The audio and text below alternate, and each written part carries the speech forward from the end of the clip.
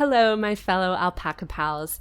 It is a rainy summer evening, and we are back in the studio chatting about travel, but through a critical lens. And today is all about accessible travel. The average able-bodied traveler, myself included, has the privilege of not needing to consider certain things while on the road. I've never needed to email a hotel to check that they have an elevator, or map my route based on how to avoid cobblestone streets. So today we're going to chat about this and more with Andrew Gurza.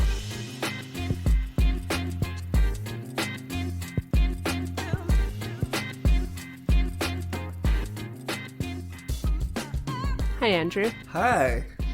Andrew's a disability awareness consultant. He has devoted his life to understanding and exploring what disability means.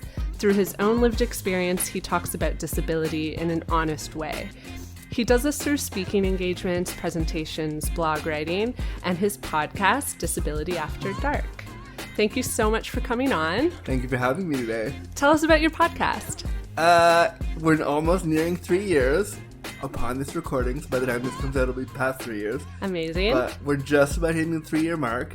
155 episodes, which is like, wow, how did that even happen? It's a show that started out as a sexuality and disability podcast, so I focus solely on like sex and disability, so a lot of it's that. But as I hit year 3, I want to do a show that is about talking about the things around disability we never hear about. So Disability After Dark takes on this whole other meaning of like, what things don't we discuss enough about disability? So I'm really excited to like dive in there because it opens the doors for so much more content to talk about disability in a different way. So I'm really excited about that. Yeah, and I've listened to it myself, and it brings so much awareness to things that I have never considered before. Yeah. Do you want to name some of the things that people need awareness about when it comes to disability? Yeah, I mean, they need to be aware that disability could affect anybody at any time. Could affect somebody if they don't even look disabled. They could be disabled. I think that disability is something that we're afraid to talk about. We're scared of it because it's going to affect us one day, and that terrifies us. So I think, there's so many things people don't consider. They just don't consider that, what would you want to happen if it were you? If you were in a disabled body, what would you want to have happen? You'd want support. So why aren't we giving disabled people who need support, why aren't we giving them access to those supports? And that's one of the things that I'm consistently like, why?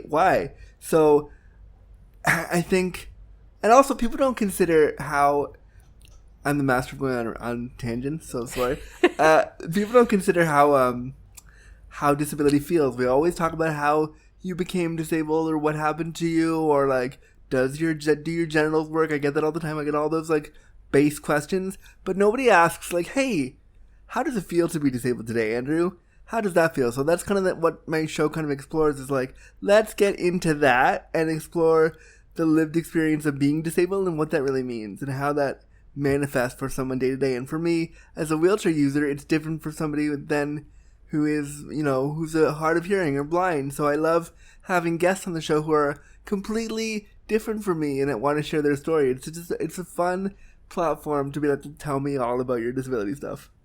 Yeah, it's great. I encourage everyone to listen in. So we're going to be talking about travel, which I think, I don't know for sure, but I feel like it's not talked about a lot in terms of how disability factors into travel and vice versa. Yeah, it's talked about a lot more now because airlines particularly are doing a really shitty job of accessibility, and they're ruining chairs and mobility devices left, right, and center. So it is being talked about more, but still not enough. And some of the nuances of being disabled and trying to travel are definitely not discussed. So I was so excited when I got your email and you were like, we want to talk about this. And I was like, yes, it's about time somebody wants to. So to begin our convo, I wanted to bring up a term that I think is important to know before we talk more about your travel experiences. And that term is ableism. Do you want to explain what ableism is?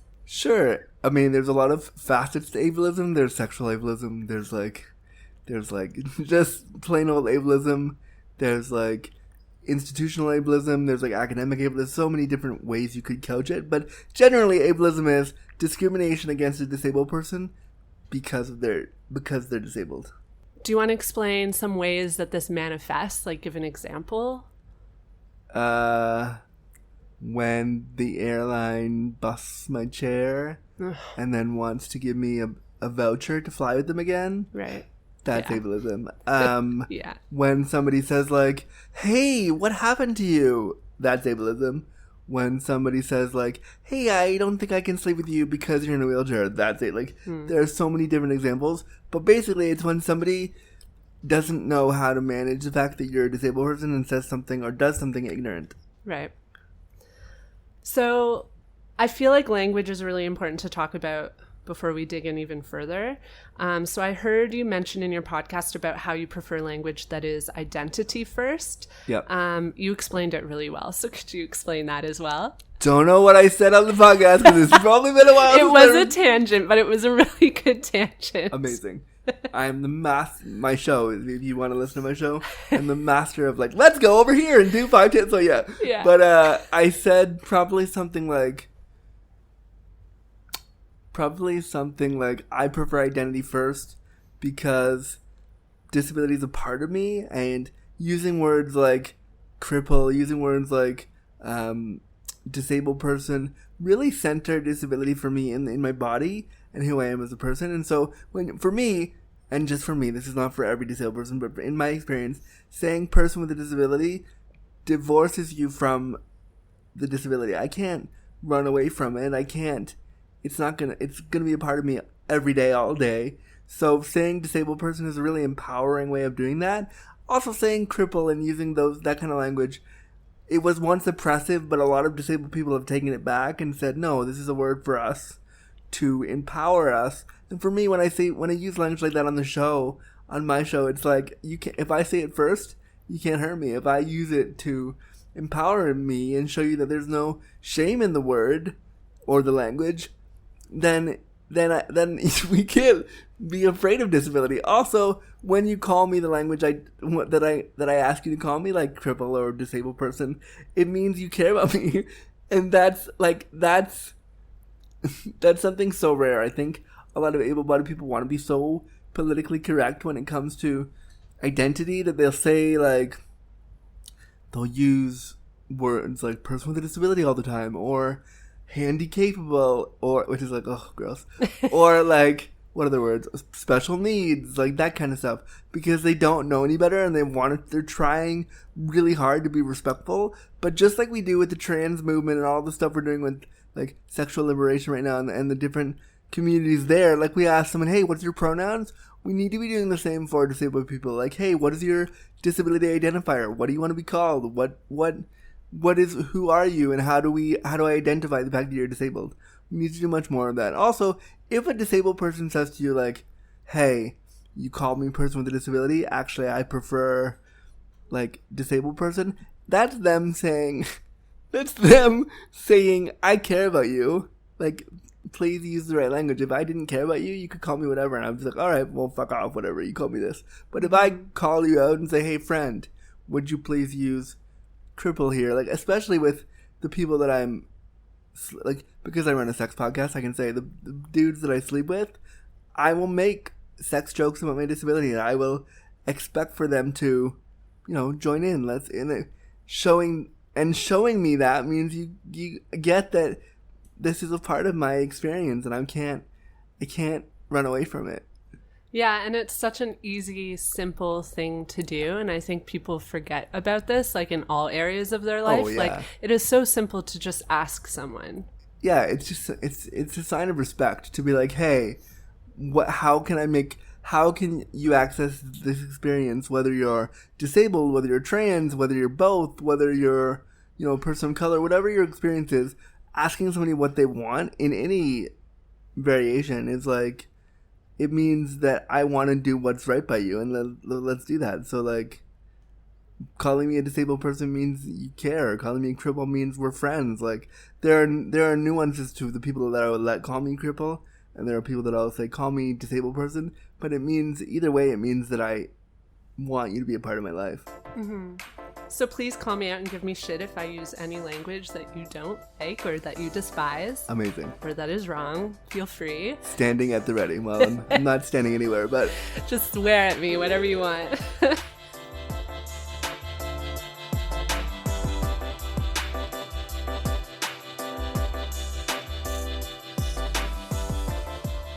Okay, so you did an amazing episode of Disability After Dark that really stood out to us as travelers about how to plan a romantic getaway for your disabled partner. So if you haven't heard this ep, I definitely recommend it. But since you've already covered that on your podcast, tell us about your journey into travel. How about you start with one of the first trips you ever took? I want to know, like, were you afraid? What hurdles did you encounter? What challenges did you think you would encounter that you maybe didn't? Just tell us about your first experience. Yeah, I was 5, and I went from Toronto to California to go to Disneyland, and I remember being the most excited and, like, loving it because it was Disneyland, and I was 5, and of course, like, it was great. I don't remember... Honestly, I don't remember the hurdles because I was 5. So I'm sure there were some, but I don't remember what they were.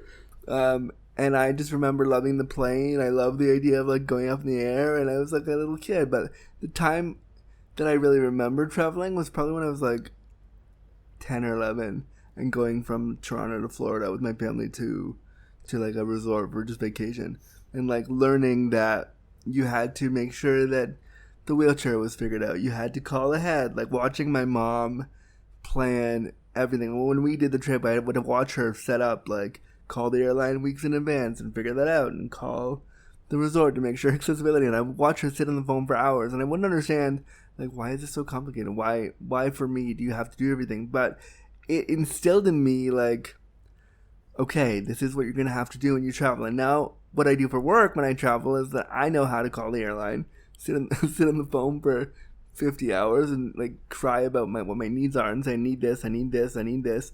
Like, it really taught me from a young age, traveling for you will be different. It isn't easy to do that, but you can still do it. So I remember as a kid, like, loving sitting in the kitchen watching my mom plan all this stuff and not understanding at the time, but now that I'm older, I totally get why she did it that way. Mm-hmm. Because she really showed you through her own actions that, like, this wasn't unavailable to you, that, like, you could still experience travel. And so many times when we traveled together, like, they would get the seating wrong, they wouldn't know how to carry me on and off the plane, they'd bust my chair, and I mean, it happens even now, almost every time I travel it happens, but I know now, because of those moments when I was young, I know exactly how to navigate that, I know exactly what to say, I know exactly who to speak to, I know exactly how to raise hell, like, I know how to get what I need when I travel, which is great because I do it now for work. I go and I speak all over the world about being disabled and queer, and people always say, do you want to fly out? And I'm always like, I do, but here are the realities of that. And sometimes I'll say, like, can I just do the talk from my house on Skype? Like, can we just do it from Toronto because it's easier? But, like, if somebody really wants me there and they, like, want me to do it, I have to walk so many organizations through, like, okay, you want me to come? Great. Here are the millions of things I need you to do to make sure that that's okay. Can you tell us about, like, some of the things that, like, as able-bodied people, we wouldn't think of as being hurdles for travel? Yeah. So you have to call the medical desk when you book. So the medical desk of whatever airline you're working with. So let's say it's Air Canada. You have to call their medical desk after you book and say, okay, here's what his disability is, here's what his needs are, here's the kind of seating he needs, and you have to sit on the phone with the agent for sometimes an hour, sometimes 2, to try to get the proper seating, to try to make sure they have notes on file about your wheelchair, to try to make sure they have the measurements of what your chair is, so when they try to put your chair in the plane, they don't fuck it up. Then when you get to the airport, you have to consider, like, you have to make sure that they have somebody on the ground crew who's going to be able to lift you from your wheelchair to an aisle chair, then on the airplane safely. Like, you have to make sure that they have accessible washrooms, not on the airplane necessarily for me, but even in the airport. Just if you're there waiting and you go to pee, what if it's not accessible? So, like, all these things. And this is just the airport. Like, this isn't even your destination. Yeah, you're not even there yet. And so what will happen when you get there? Like, what if they bust your chair? What if your chair is damaged? Like, you have to get ready to go from the plane to the airport to fight with the airline about, hey, you just busted my chair. I just recently went from Toronto to Newark, New Jersey back in June for an award that I won, and I got to go to New York for the night and be with a bunch of gay celebrities. It was super fun. But on the way there and on the way back, they damaged my chair. Ugh. Both directions. Both, yeah. Which is not uncommon. I was ready for it. I knew it was going to happen. When they damaged my chair so badly that the chair was sopping wet and it was in pieces when I got it. And I posted that all over social media because I was like, no, I'm not letting you get away with this. Somebody needs to see that you messed up my... So they wanted to give me a $500 voucher to fly with them again. And I was like, do you think that you just damaged my $30,000 wheelchair? Why would I fly with you again? So I had to navigate that. And then when you get mad and frustrated, they go, oh, we just didn't know any better. And it's like... Imagine if you're on a plane and they broke your legs and said, oh, that's okay. Here's a lollipop so you can fly with us again. And that's ableism. Yeah, that's like a concrete example. But, I mean, not only is it a concrete example, also it's like just flat out prejudice. Yeah. It's basically sending the message to any... And this is not just Air Canada. This is not just, like, Canada. This is every airline in the world. They don't have things... designed for a disabled traveler, which sends the message to a disabled person that you shouldn't travel. Yeah. Which sends the bigger message that you're not a full person because you can't, like, it sends the message that disabled people don't deserve to leave their house. Mm-hmm. Maybe it's hard to say, but, like, what are things that airlines could be doing to improve this? Or that, like, we as travelers could be doing to support? That's a great question. Anything. What travelers can do? Yeah. When somebody with a disability says an airline damaged my thing, tweet about it, write to the airlines, tell them you want better service. Like, when somebody with a disability is getting on the plane, and if you're in the seat next to them, move. Like, let them get settled. If you're a passenger, do that. Like, what the airlines could do, just hire disabled people on their ground crew. Hire somebody with various levels of disability, so that if somebody with a disability who's blind comes in and goes, I need help, they have like, oh, we'll get our blind team there. Oh, somebody with a wheelchair comes in, oh, we'll get our wheelchair using team down to help you. Oh, somebody with hire disabled people so that every time I fly, I don't have to be like, excuse me, able-bodied person that doesn't know anything about my life. Here's what I need you to do. And then also what all the airlines can do, it's disturbing that it's 2020 and we haven't built planes yet where wheelchairs can just roll on. Like, why is that not happening? So if the airlines want to do something, they'll put a couple $1 billion into building planes that disabled people in wheelchairs with mobility devices can actually access. Yeah, that's actually and I feel so silly because I never considered this, but it's absolutely true. Like, how freaking hard is it to just create a space in the plane? I mean, it's really not. All they have to do is take out some of the seats or build a bigger, front section or whatever. Because you know what? If the plane goes down, I'm going down anyway. So that's it. My mom and I have a running joke sometimes because they'll come by us when they're doing cross check on the airplane and they'll say do you know the emergency exits? We just laugh because okay, if the plane goes down, it was nice to know you. What am I gonna do? All right, bye. So what I'm saying is you can put chairs in planes because if it goes down, I'm going down. Yeah, it's so true. Yeah, I think it's really difficult for able-bodied folks to imagine not only regular life for someone who has a disability, but traveling with a disability. So we saw your recent Twitter post about your chair getting completely soaked and mishandled by Air Canada. Yep. And you mentioned this already. And I've been reading about hurdles like airplanes that don't have an aisle chair available for passengers with mobility issues. Yep. What other issues are you finding in the airplane? The fight over the bulkhead seating. Oh, yeah. The fight over the extra legroom. So that's one of the things you have to call the medical desk and beg them for is hey, I'm disabled and I can't bend. I need the front of the row so that I can stretch out. And they'll go, well, the seats are reserved for the higher band customers. And it's is it really though? I have needs. Can we give me that? Why is it so complicated right now that you can't just let me have Yeah. like the row. And so that's really frustrating. And then also, like, why isn't there washrooms that I can use? Like, for me, I could never use the washrooms.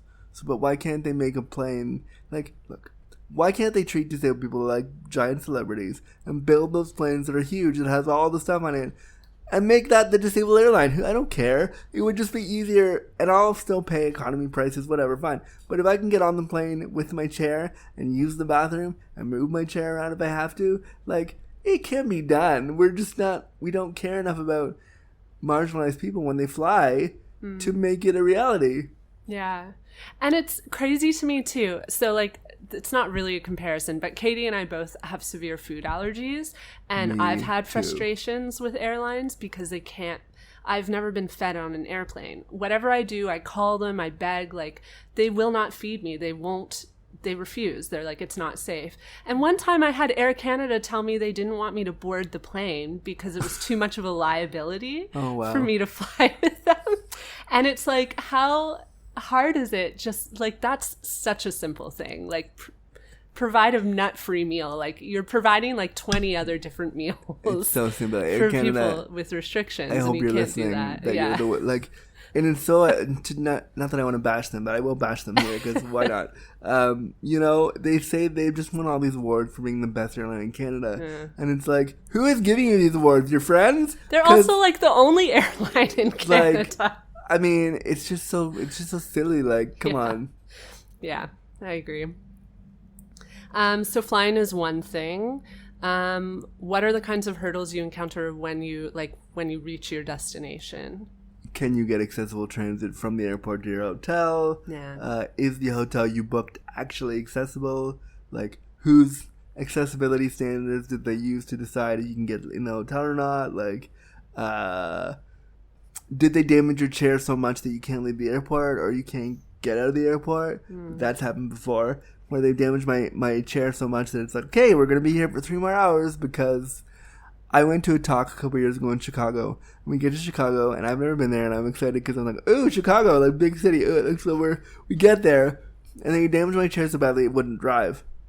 And I'm there with my friend who's doing my personal care, and we're in the hotel, and they were like, well, the part we need is 8 hours away, and the guy's going to come get it for you, but he's not going to be able to be here tomorrow afternoon. So you have to sit there all night in the hotel.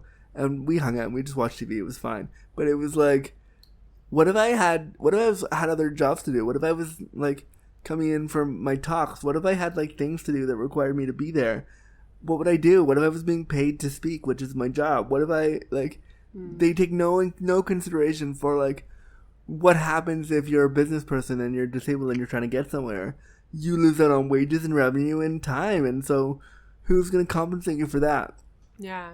So there's so many different degrees to the kind of discrimination that you experience. Oh, yeah. There's like personal, there's professional. Because it looks bad on you if you can't go to an event because your chair's busted. And usually the event space, you're being asked to come by non-disabled people, so they don't know what it means when your chair's busted, and so you have to do the game where you're like, oh hey, sorry, my chair's totally damaged, maybe I'll get there tomorrow. And that's what happened with the conference. Like, I wasn't speaking for the next day, but I had to be like, I can't come to the opening ceremony tonight because my chair's busted, sorry. And then you feel bad because somebody flew you out for that express thing, and then you're like, sorry, the airline damaged my chair. In this case, were they understanding? Yeah, they were totally fine, and like they were super sweet about it. But I felt bad because I know I'm trying to build a brand on talking about disability, and how can I do that if I'm stuck in a hotel room because the airline damaged my chair? Yeah. Yeah.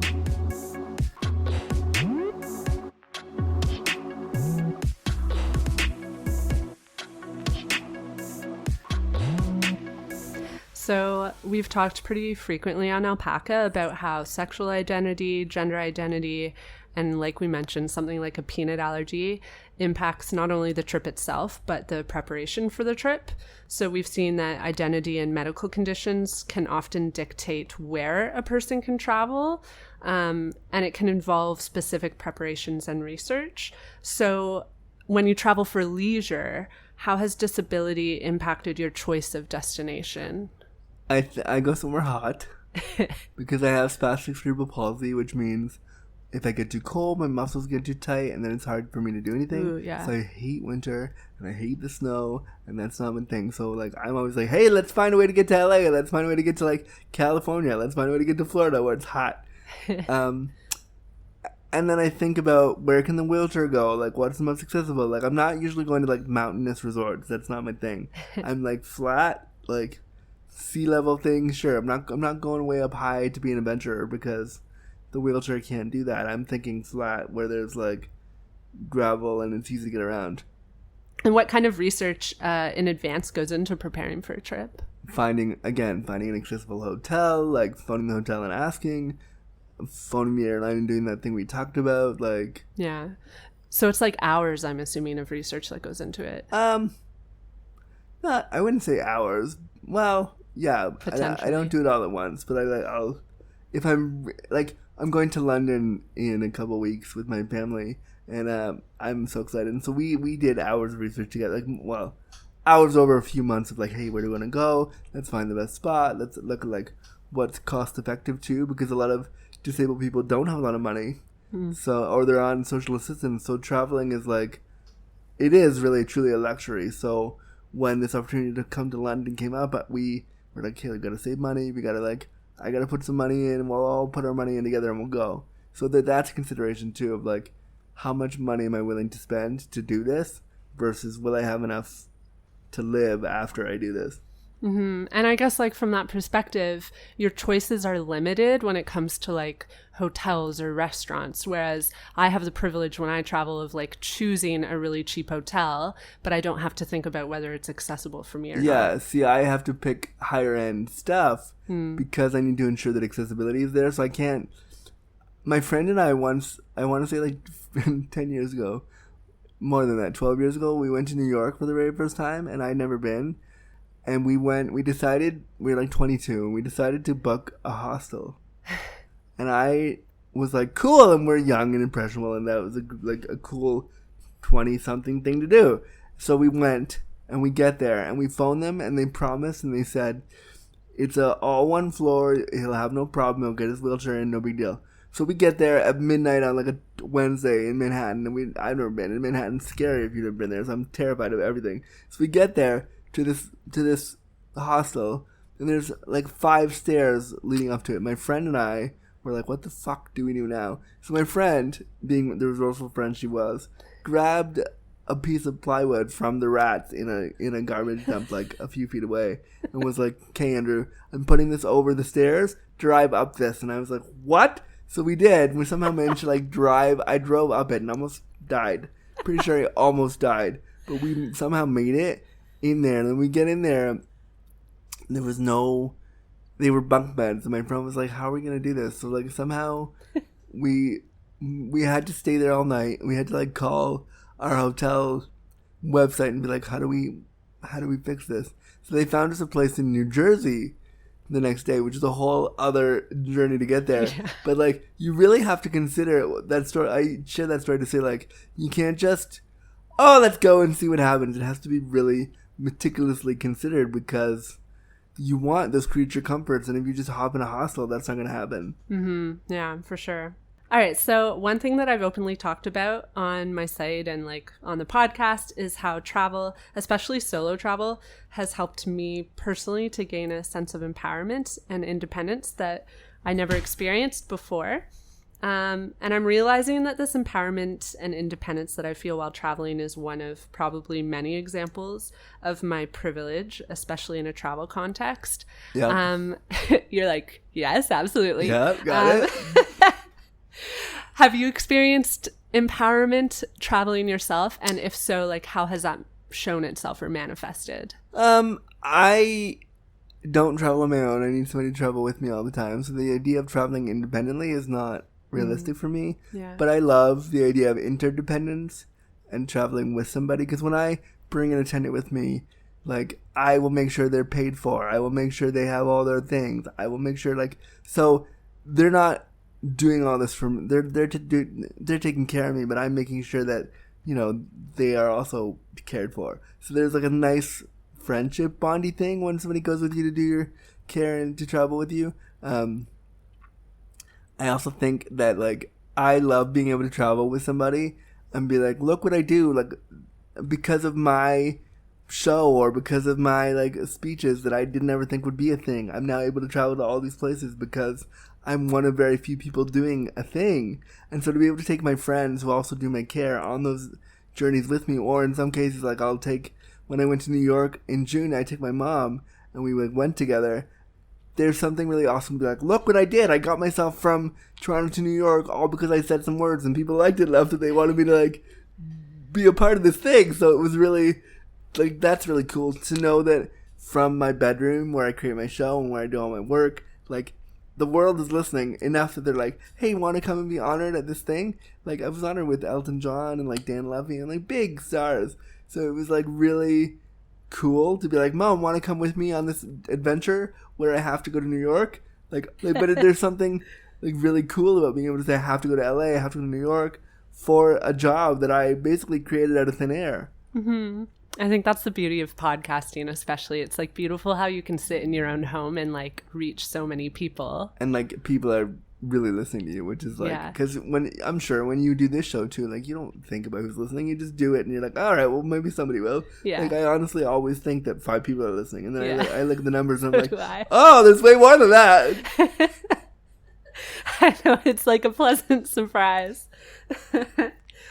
So what advice do you have for someone who is nervous to travel with their disability, whether that's a visible or invisible disability? I would say be nervous. I would say talk to other disabled people about it. There's a guy on Twitter, or no, on Facebook rather. His name is Corey Lee, and he travels all over the world with his wheelchair and with a team of people. It's called, like, Curb Free with Corey Lee, I think is his site. Oh yeah, I think I've seen his site. Yeah, and he's been on, like, the news. He's been on, like, a bunch of magazines. He won, I think, a Webby Award or something, I think. Anyway, he's very well known in the disability community. He does all the traveling. So, like, I would say go on those sites and, like, see what they say, what other disabled travelers say about the place you're doing.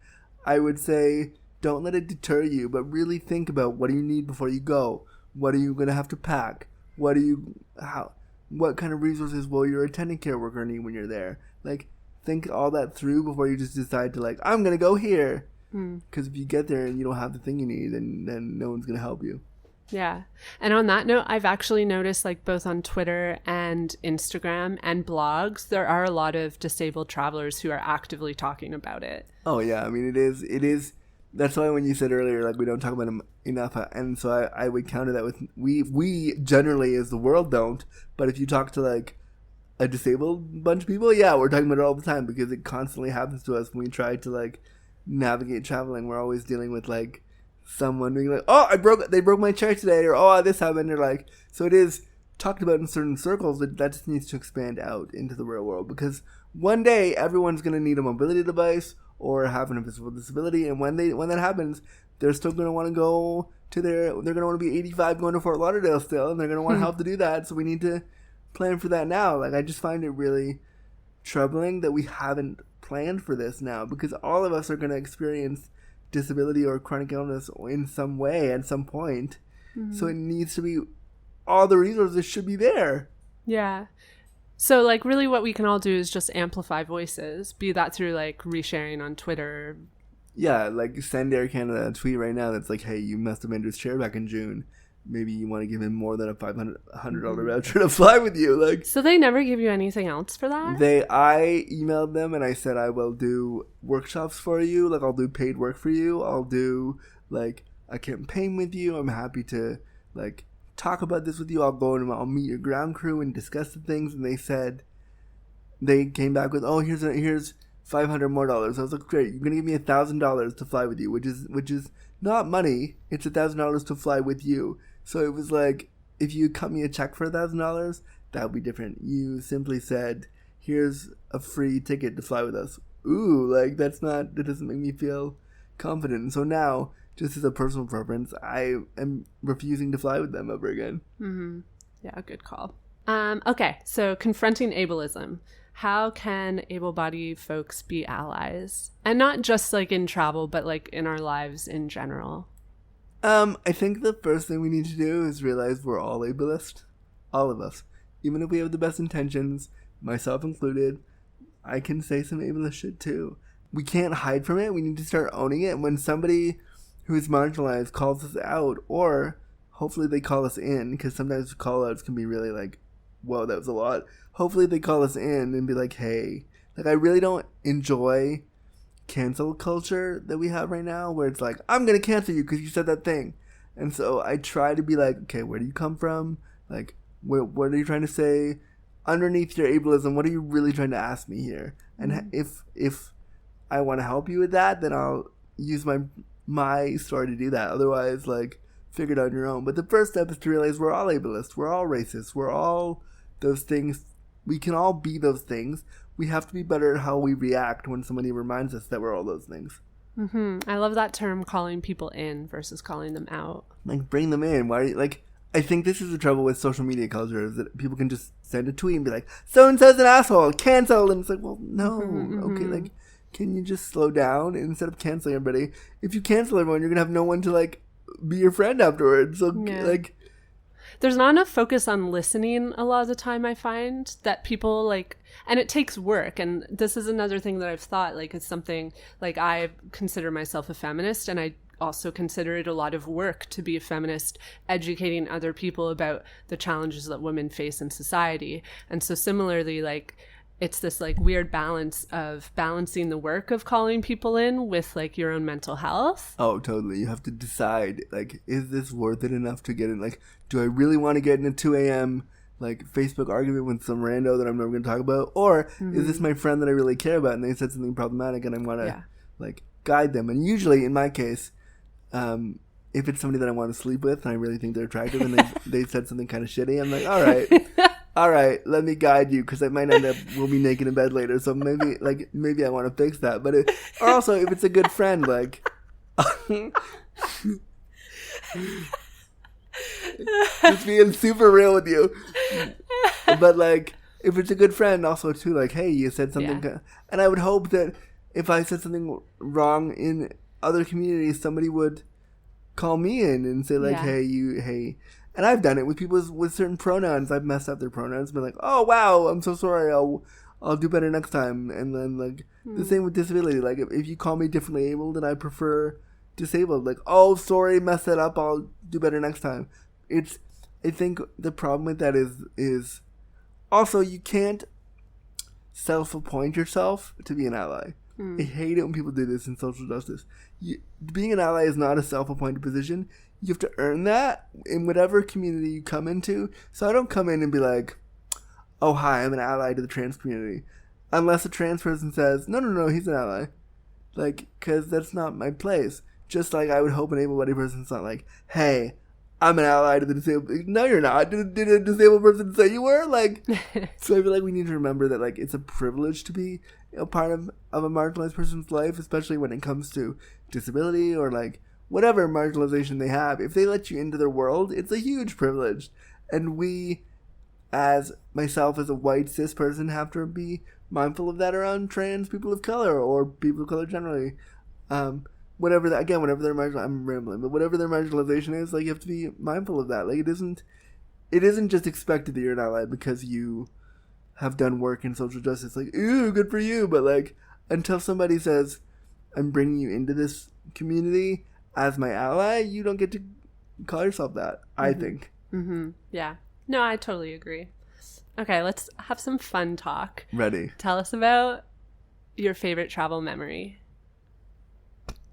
My favorite travel memory. Well, we talked earlier on the show about how I have IBS. Or not on the show, but we talked off the air about how I have IBS and how sometimes I shit myself a lot. So I can also tell you I have shit myself, especially while traveling often. Amazing. So we're best friends. Yes. I'm here for that. So last April, my mom and my family and I went to Australia to visit my sister. And so we get down there, and I have been having trouble with constipation, and I was having trouble with, like, constipation and diarrhea. So we get down there, and one night I had to shit, like, really, right away. And so in order for me to shit, I had to get up in this sling that I have, this special sling, this disability device. So my mom couldn't get me up there in time, and I almost shat in her head. And it's a funny story only because I'm disabled and only because, like, it would only happen in my circumstance. Because if I was able-bodied, that would never happen. So it's funny because the whole family had to be involved in my shit. And it was just a really funny memory because it was like, I was embarrassed, but at the same time, I was comfortable enough because my mom was like, oh, shit, no big deal, we'll deal with it. Like, and you know, it just is a memory that I want to forget because it also reminds me the people who are willing to go with me on those journeys. Like, I wish that a hot gay dude one day would be like, hey, Andrew, want to go on a trip? Like, I would fall apart and die if that happened. But that's not going to happen because they have privilege in our community where they're not ready for that. But my mom, who's known me since I was, since I was born, is like, I don't care what happens to you, we're going. Like, that's why I'm so excited for Paris because nobody else would do it. So these memories that her and I have of, like, even when we were in New York a few months ago, we were in Manhattan and she was trying to get on a bus for us to get to the place we had to go. And she got on the bus and the driver drove away and left me on the street corner. And she had to, like, yell at the driver to go out to get off the bus to find me again. So all these weird little adventures we had, all because I'm disabled, have really brought us closer. And so those memories are the ones that stick out the best. You should write a memoir one day. About the time I almost shit in my mom's head? Yes. Yeah. Yeah. Just the one story. Just like 3 pages. Okay. Final thoughts. Anything you want to share with the Alpaca crew? I love the name of your podcast, by the way. When I got the email initially, I was like, that's the coolest name ever. I'm here for this. Also, Airlines, hire disabled people, please. Also, disabled travelers, raise hell and get on those flights and get whatever deals you can and, like, use your disability to get whatever kind of deals you can because the world is full of ableism all the time. And if you can get a deal from somebody because they feel sorry for you, take the fucking deal. So, like, yes. And just disabled people just travel and don't be afraid to be like, I want to go there. Let's figure it out. Well, Andrew, thank you so much for coming on the podcast. It's been so much fun. Thank you so much for having me. It was such a pleasure. It's a different podcast than what I'm normally asked to be on, so I was really excited to do it. Awesome. If you'd like to hear more from Andrew, check out his podcast. It's called Disability After Dark. You can also find him on social media. We will link him in the show notes. Anything else you want to let people know about? Events or anything? If you want to hire me to come speak at your school about anything around disability, you can hire me at www.andrewgurza.com. Yes, hire Andrew. This podcast is produced by Katie Lohr and written and hosted by me, Erin Hines.